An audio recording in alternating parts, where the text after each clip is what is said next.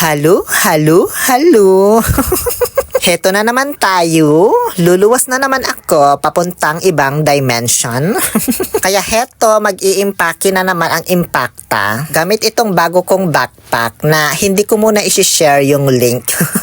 Sold out man kasi, hanggang ngayon di pa nagre-restock. Update ko na lang kayo kapag meron na. So tara na at mag-ibiktos na. Hindi pala gumana yung ibiktos ko, kaya ayan, nag-commute na lang ako. Baba nga lang nitong tricycle na nasakyan ko, kaya ayan, puro bukol man inabot ko. Baka pagdating ko sa Mandaluyong, may amnesia na ako. Doon kasi sa Mandaluyong gaganapin yung pupuntahan kong birthday. It's a surprise birthday actually. Kung saan sa Mandaluyong, syempre mamaya nyo na malalaman. Basta hindi doon sa mental hospital. Though aminado naman akong may saltik ako, pero hindi pa naman papunta doon. Kaya ko pa namang i-control kahit papano.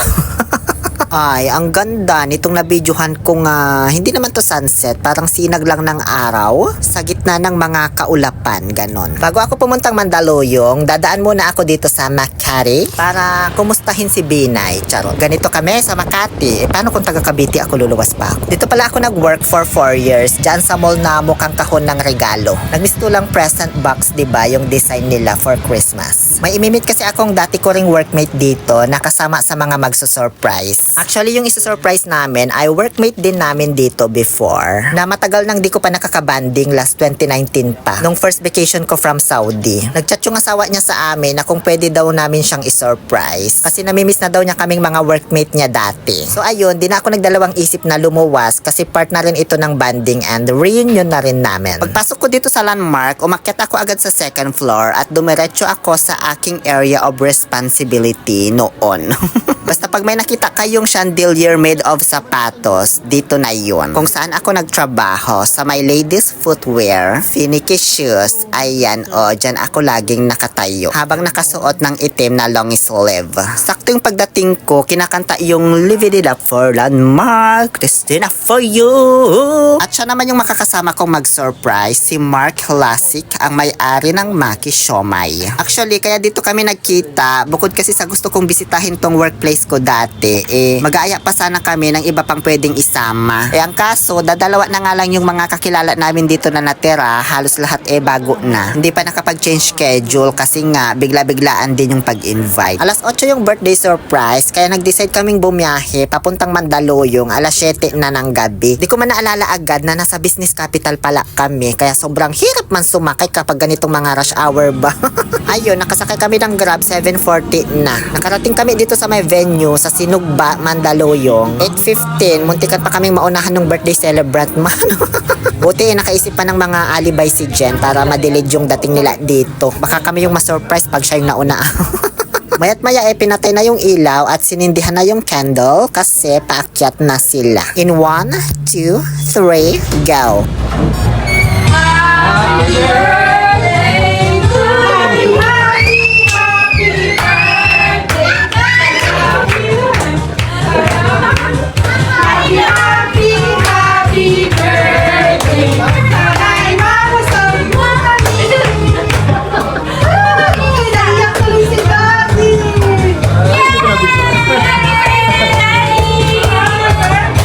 Diba nagtaka siya bakit andito kami?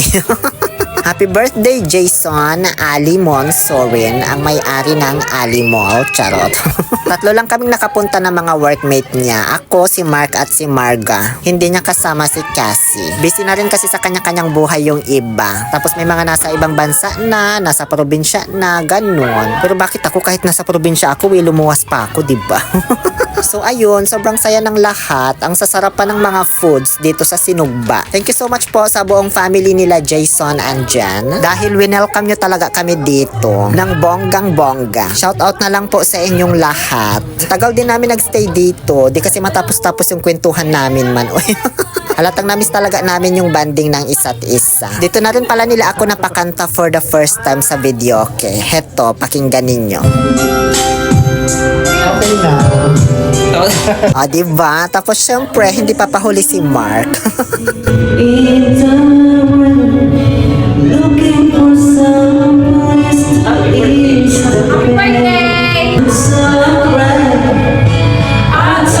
So okay na yun, di na ako masyadong nag-film kasi mas na-enjoy ko yung kwentuhan at kamustahan namin. Kapag nagva-vlog kasi ako sa isang event, hindi ako masyadong nakakapag-interact sa mga tao kasi nag-iisip ako kung paano gagawin, nagbe-brainstorm, ganon. Kaya okay na to, di ba? At least na-enjoy namin yung kwentuhan. Nag-coffee lang kami dito sa may Starbucks after lumamon para humaba-haba pa yung banding namin kahit papaano. Thank you so much, Margaret, and syempre kay Mark Lasik, ang may-ari ng Maki Siomai, dahil siya yung umampon sa akin ngayong gabi.